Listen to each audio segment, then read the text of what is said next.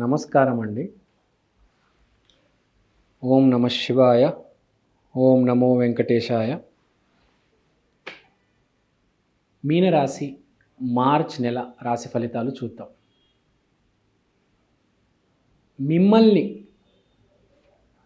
Target చేయబోతున్నారు ఎవరు?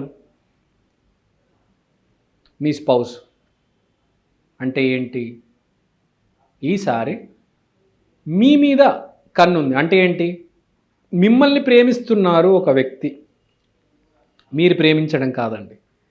మీకు తెలియకుండా మిమ్మల్ని ఒక అమ్మాయి ప్రేమిస్తుంది. మీకు తెలియకుండా మిమ్మల్ని ఒక అబ్బాయి ప్రేమిస్తున్నాడు. ఇది జరుగుతుంది మీకు అసలు అవగాహన కూడా లేదు. సడన్గా మనిషి మీ ముందుకు వచ్చి ఐ లవ్ యూ అంటాడు. నేను కొన్ని రాసుల్లో చెప్పాను దీని ముందు, సడన్గా అన్ఎక్స్పెక్టెడ్గా ఎవరో వచ్చేస్తారని. ఇదే అది. మీకు అర్థమైంది అనుకుంటా నేను ఇప్పుడు చెప్పింది. సో అన్ఎక్స్పెక్టెడ్ అసలు మీరు అనుకోరు. మీరు హ్యాపీగా ఛాయ్లో బిస్కెట్ ముంచుకుంటూ ఒక పక్కన ఉప్మా తింటూ ఉంటారు. సడన్గా మీ ముందు మనిషి వచ్చి ప్రపోజ్ చేసేస్తాడు. సడన్గా మీకు ఫోన్లో మెసేజ్ వచ్చేస్తుంది. మీకు అసలు అర్థం కూడా కాదు. అప్పుడు దాకా మీరు ఫ్రెండు వీడెవడో అనుకుంటారు.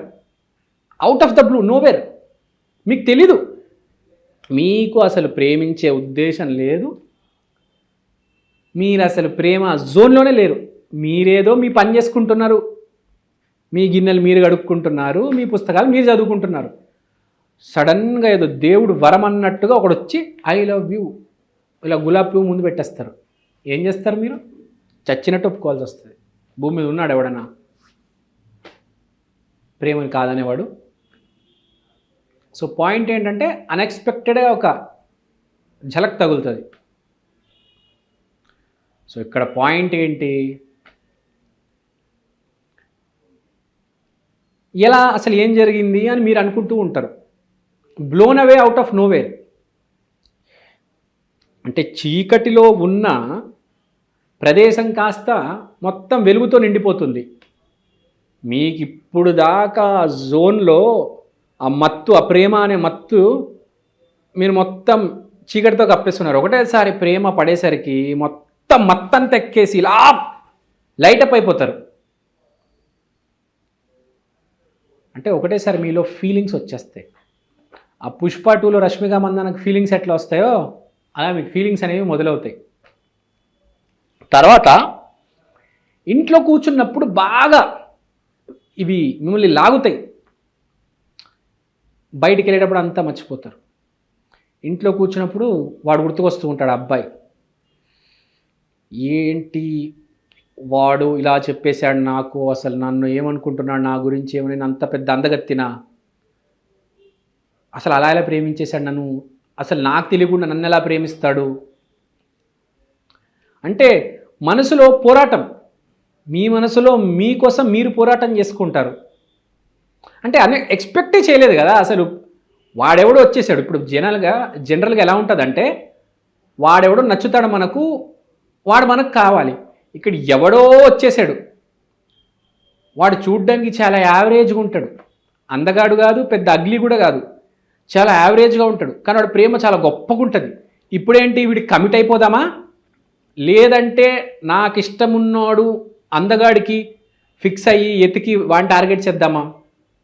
ఇది కదా బేసిక్గా లేడీస్ చేసేది. అందగాడిని బాగా డబ్బులు సంపాదించే డాక్టర్, ఇంజనీర్ని చూసి టార్గెట్ చేసి ప్రేమలో పడి పెళ్లి చేసుకొని లైఫ్ సెటిల్ చేసుకుంటారు. కానీ ఈసారి మొత్తం వెరైటీగా జరుగుద్ది. మీకు ఒక ఆఫర్ వస్తుంది. He will give you an offer which you cannot refuse. I will make you A offer which you cannot refuse. God father సినిమాలో ఇలా దీనికి దగ్గరకు డైలాగ్ ఉంటుంది అనమాట. ఎవడో వచ్చి మనకు ఆఫర్ ఇవ్వడం ఏంది, ఆగు ఎవడో బంపర్ ఆఫర్ ఇస్తున్నాడంట. ఏ బ్రహ్మాండం కూడా ఒక డైలాగ్ ఉంటుంది. అంటే మనం అలా జరుగుతుంది అనమాట. ఏది ప్రేమ వ్యవహారంలో ఇది సేమ్ ఇదే థీమ్ రన్ అవుతుంది. ఈ థీమ్ ఏంటంటే ప్రేమలో కాదు, జాబ్లో కూడా అదే, వ్యాపారంలో కూడా అదే, ఆరోగ్యంలో కూడా అదే. ఏంటి అలా నడుస్తుంది చెప్తాను వినండి. వ్యాపారంలో కూడా హ్యాపీగా ఉంటారు. సడన్గా ఫోన్ కాల్ వస్తుంది. అన్నా మన ఇట్లా పోర్టులో కొత్త సరుకు వచ్చిందంట, కావాలా నీకు అని ఒకటి ఫోన్ చేస్తాడు. నువ్వు చేపల వ్యాపారివి, ఎవడో సొర చేప అమ్ముతున్నాడు, కొనుక్కోవా నువ్వు, చెప్పు, దాన్ని అమ్ముకోవా, అలా ఒక ఆఫరు. లేదంటే నువ్వు జాబ్ ఎతుకుతూ ఉంటావు, సడన్గా నీకు ఎక్కడో రిఫరెన్స్తో ఎక్కడో జాబ్ దొరుకుతుంది, జాయిన్ అవ్వవా, చెప్పు, అవుతావు కదా. అది వ్యాపారం కావచ్చు, జాబ్ కావచ్చు. ఆరోగ్యం కూడా నీకు అనుకోకుండా ఒక క్లినిక్కి వెళ్ళిపోతావు అనమాట, ఎవరితో ఫ్రెండ్తో వెళ్తుంటే సడన్గా ఒక క్లినిక్ నేను తీసుకెళ్ళిపోతాడు, అక్కడ మంచి డాక్టర్ ఎదురవుతాడు, నీకు మంచి డైట్ ప్లాన్ చెప్తాడు, నువ్వు అన్ఎక్స్పెక్టెడ్గా అరే ఇదేం జరిగింది అనుకుంటావు. అంటే షాక్ మీద షాక్. బేసిక్గా all unexpected things will happen to you this month. But జరిగేవన్నీ మన మంచికేనా కాదా అనేది కూడా మనకు ఒక నిఘా ఉండాలి. కాబట్టి 1కి 10 సార్లు ఆలోచించండి, లేకపోతే మళ్ళీ మీ మీదకి వస్తుంది, అది నువ్వే చేసుకున్నావురా అంటారు, కానీ యాక్చువల్గా వచ్చింది ఎక్స్టర్నల్ ఫోర్స్ నుంచి. సో ఇక్కడ అర్థం చేసుకోవాల్సింది ఏంటంటే మనకు అంతా మంచిగా జరగాలి కాబట్టి దైవనామస్మరణ చేయాలి. మీనం అంటే దత్తాత్రేయ, శ్రీ గురుదత్త జయ గురుదత్త, శ్రీ గురుదత్త జయ గురుదత్త, ఈ నామం జపించాలి నిరంతరంగా. తర్వాత దత్తాత్రేయ స్వామి ఆలయానికి వెళ్ళాలి, ప్రతి గురువారం తప్పకుండా దత్తాత్రేయ స్వామి ఆలయానికి వెళ్ళాలి 100%. అట్టిపండ్లు తీసుకెళ్ళాలి, 3 ప్రదక్షిణలు చేయాలి. దత్తాత్రేయ స్వామి, తర్వాత గానుగపూర్,